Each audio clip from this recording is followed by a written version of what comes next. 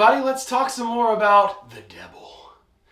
The devil, the devil, the devil. Sounds pretty evil, and you know what? It can be, but it also can be a way to understand how we relate to the universe and put ourselves in a position that's incredibly favorable, right? We know the devil is the negative half of the atom through this book, and what we're talking about right now is time. That's right. Not too long ago, I said everybody's trying to jump to 5D. You don't even know what 4D is. 4D is time. The fourth dimension is time. That's literally all it is. It's not anything crazy. Now, the fourth density is something altogether different, and that's something for another video and based on another book. And I think a lot of people are thinking about the fourth density when they're talking about that. And that's really a way to really come into our own heart. I'm a big fan of that. But for our purposes here, 4D is the dimension of time. Time and space, this is how we are navigating through nature, and the laws of nature are what we are relating to as we continue to navigate. Now, time has everything to do with this idea of the law of hypnotic rhythm, which transforming calls pendulums, right? And so there are all these laws of hypnotic rhythm which ultimately can become whirlpools, and we can sink down into those whirlpools. We can also create laws of hypnotic rhythm that serve us. These are our time, attention, and engagement that is going along a specific path. We're going along a specific path. We're creating new habits. We're doing new things. We are making new connections in our brain, and by using time to our advantage to make positive connections that will ultimately be beneficial to us, then we are working in accordance with nature's law. So now the law of hypnotic rhythm is going to serve us. The law of hypnotic rhythm is always seeking permanency within the subjective time frame of our life. So if we drift and we become negative, then that means we go down these thought whirlpool spirals, and we allow ourselves to be basically played by the laws of the universe instead of playing by the laws of the universe. Time is the friend of the just and the enemy of the unjust. Nature does not really care about how we use her laws. She just simply, she doesn't, it's like, hey, I didn't make the rules, I just play by them, right? Like, that's kind of the idea. I remember a few years ago, the first time I ever smoked DMT. Yeah.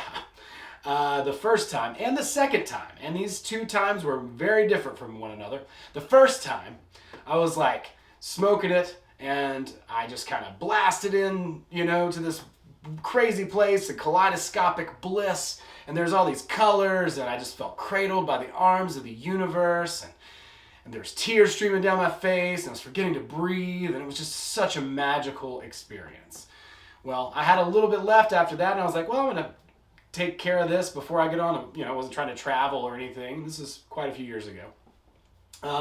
And so I did it again, and this time in a hotel room, and I went to somewhere different this time. I went to this place where there was this like Star Wars looking, like dinosaur, Brontosaurus looking kind of thing, and it had like all these little babes sucking on its boobies, like whatever. And so it didn't see me at first, and then like looked over at me, and then like telepathically was like looking me up and down like, what are you doing here? Did you not get what you came for the first time, buddy? And in that moment, I was pretty freaked out. I realized how cold unconditional love could be, right? Or at least seemingly, how seemingly cold unconditional love could be, because it's really not about this warmth and this, cradling and all that kind of stuff. It's really just about aligning yourself to the principles and the laws in a way that you create a relationship to them that can work for you. Because nature doesn't care, right? Like unconditional love is unconditional. You can do whatever you want. And it's not going to change the way it relates to you. You need to change the way you relate to it. It reminds me of an Emerson quote where he, in Self-Reliance, says, the adults all prattle to the children, and that's how it works. Like the child makes you make baby talk, not the other way around. Not the other way around. That's not how that works, right? And that's how reality is. If we don't play by the rules in reality, then we get played by the rules in reality. And that's just it. It's that simple. So an interesting antidote there, or anecdote. I felt like, why not? I'll share.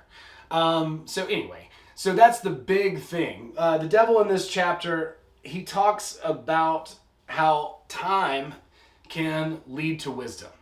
It doesn't always lead to wisdom, but it can. And that is through a lot of time spent putting ourselves in a positive position using positive thought. There are two main types of thought. Everything's in motion. The law of hypnotic rhythm.